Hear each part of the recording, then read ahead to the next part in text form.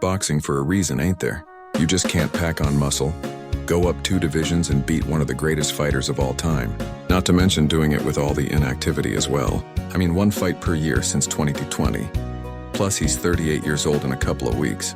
You're living in Narnia, bruv. The fighting pride of Omaha, Nebraska, USA. Well, apparently not. Yes, I know Crawford fans, I know, bro. What an absolute bell, and I am not having faith in this man. But I can't put it any better than this. Abraham Lincoln once said it is the measure of a man that he can admit when he's wrong. And I have been catastrophically wrong. Yes, thank you, Philip. Well said, bro. And you know what? At this point in the boxing landscape, we have Alexander Usyk, the undeniable king of the cruiserweight and heavyweight divisions. And we have Terence Crawford, king of a load of other divisions. 2 absolute phenomenons that simply look to be unbeatable. Mind you though, did we score it right? Was Terence actually the rightful winner? Because the AI judge had it 114. Yeah, probably best to take the plug out that thing next time. But come on, big up Canelo. He took the loss like an absolute champ. Can you describe what he was doing that was giving you the kind of problems that you couldn't really do enough to get what would have been, I guess, a close decision? We already know, we knew Crawford is a great fighter. I did what I supposed to do, right?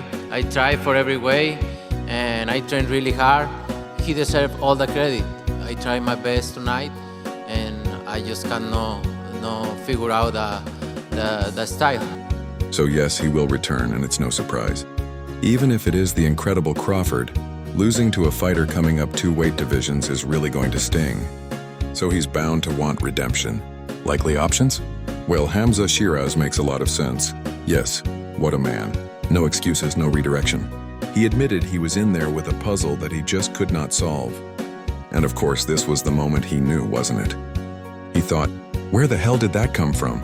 And not only was it an outskilling, not only was Canelo perplexed about what to do next, but on top of that, Crawford had the power and the chin, something a lot of us never expected. So it was a joy to watch old Terence in action.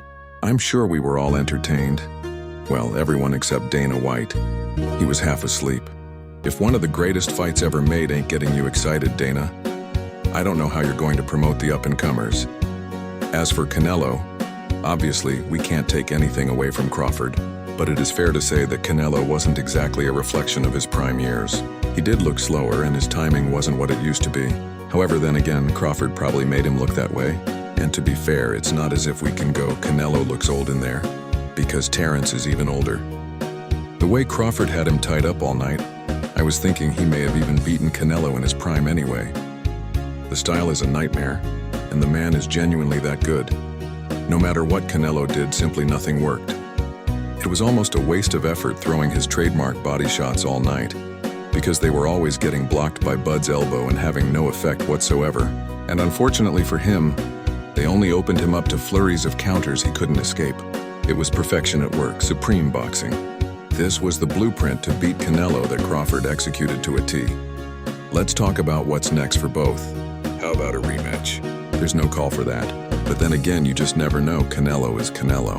If he says to Crawford, let's do it again, and offers him a bigger slice of the pie, how's Crawford going to say no? Outside of that, Turkey is talking about David Benavidez coming back down to super middle. If he gets past Anthony Yard, then it's likely Turkey will push for that fight.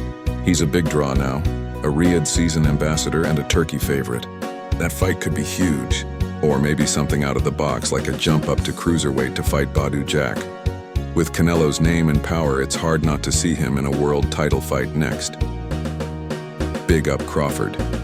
Don't forget to download Boxing Showtime. Could we see a run as a light heavyweight? Nah, we ain't going out that much. But just quickly, chaps, before we carry on, let me tell you about one of the best apps in boxing. The absolutely brilliant Boxing Showtime. This app offers it all, from a detailed schedule to comprehensive information on each event, fight times, ticket sources, undercard lineups, and technical overviews on your favorite fighters. Plus, they've got a terrific new scorecard feature. You can be the judge on live or past fights and see how they match up. So, check out all the juicy details about upcoming fights, plus much more, and read all the hot news stories bubbling up in the boxing world. Use my promo code below for access to all the ad-free premium features. Now, back to the vid. So, he said, forget that.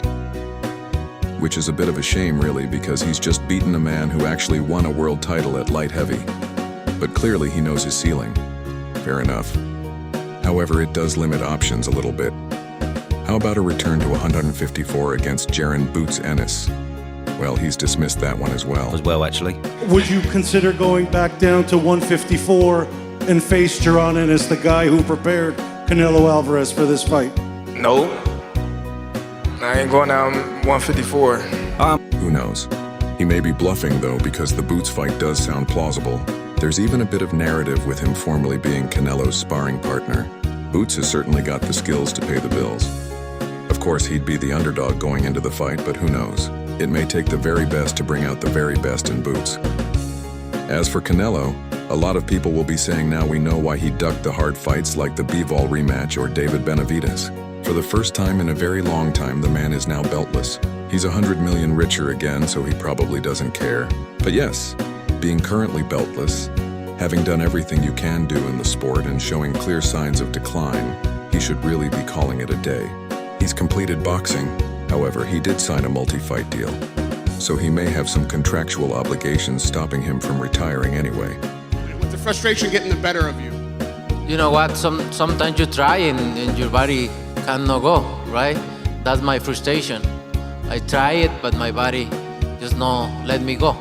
You need to accept So it. yes, he will return, and it's no surprise. Even if it is the incredible Crawford, losing to a fighter coming up 2 weight divisions is really going to sting. So he's bound to want redemption. Likely options? Well, Hamza Shiraz makes a lot of sense.